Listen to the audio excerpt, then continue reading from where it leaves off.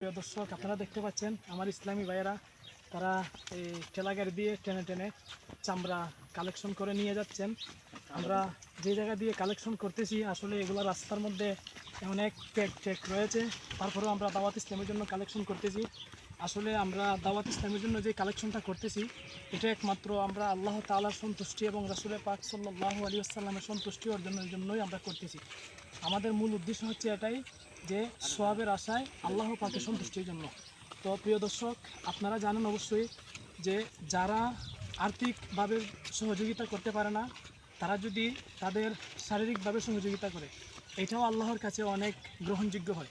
তো আমরা যদিও আর্থিকভাবে আল্লাহর রাস্তায় দাওয়াত ইসলামের জন্য সহযোগিতা করতে পারতেছি না বেশি, তারপরেও আমরা কি শারীরিকভাবে আমরা কষ্ট করে হলেও কি সময় দিয়ে তারপরে কষ্ট করে আমরা আজকে বৃষ্টির দিনের মধ্যেও দাওয়াত ইসলামের জন্য যেইভাবে কালেকশন করতেছি, সবাই দোয়া করবেন আল্লাহ পাক যেন মৃত্যুর আগ পর্যন্ত আমরা আমাদের দাওয়াত ইসলামের জন্য কালেকশন করে এবং মানুষদেরকে উৎসাহ দিয়ে দেওয়ার তৌফিক দান করেন আল্লাহ পাক, আমিন।